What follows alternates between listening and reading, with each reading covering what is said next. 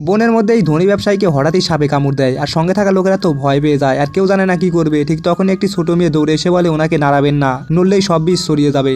তখন তো লোকেরা অবাক হয়ে যায় যে একটা ছোট্ট মেয়ে এমনভাবে কথা বলছে কেন। মেয়েটি বলে আমার মা বলে সাপ যেখানেই থাকে সেখানেই ওষুধ থাকে। তারপর সে চারপাশে ঘ্রাণ নিয়ে খুঁজে বের করে এক অদ্ভুত রকমের গাছ আর তার পাতা চটকে ধনির পায়ে মেখে দেয়। সবাই ভাবে এইবার বোধহয় লোকটা মারা যাবে, কিন্তু কিছুক্ষণ পরে ধনী লোকের শ্বাস স্বাভাবিক হয়ে যায় আর ক্ষতও শুকিয়ে যায়। লোকটি অবাক হয়ে বলে তুমি আমার প্রাণ বাঁচিয়েছো, চলো আমি তোমার বাড়ি পৌঁছে দেই। মেয়েটি চোখ নামিয়ে বলে আমার কোনো বাড়ি নেই, সবাই ভাবে আমি অভিশপ্ত, তাই আমাকে জঙ্গলে ফেলে দিয়েছে। তখন ধনী লোকের চোখে তো পানি এসে যায় আর সে বলে তুমি আমার মেয়ে হয়ে থাকবে। বাড়ি ফিরে তো তার স্ত্রী তাকে বুকে টেনে নেয় আর বলে আমি তো সবসময় একটি মেয়েই চেয়েছিলাম। কিছুদিন পরে মেয়েটি জানায় আমার মায়ের একটা লকেট আমার ফুফু রেখে দিয়েছিল আর বড় ভাই তাকে নিয়ে যায়, কিন্তু ফুফু অপমান করেছিল। পরে বুঝে ফেলে এরা বড় ব্যবসায়ী, তখন ভয়ে লকেট ফেরত দেয়। পরের দিন কোম্পানিতে বিপদ ঘটে, সব রেসিপির ফাইল হারিয়ে যায়, কেউ ইচ্ছে করে লেবেল পাল্টে দেয়। সবাই তো অবাক হয়ে যায়। তখন মেয়েটির নাকে ঘ্রাণ নিয়ে মুহূর্তেই বলে দেয় কোনটা আসল আর কোনটা নকল। সবাই অবাক হয়ে তাকিয়ে থাকে আর মেয়েটি তখন চুপচাপ বলে আমি জানি কে এইসব করেছে।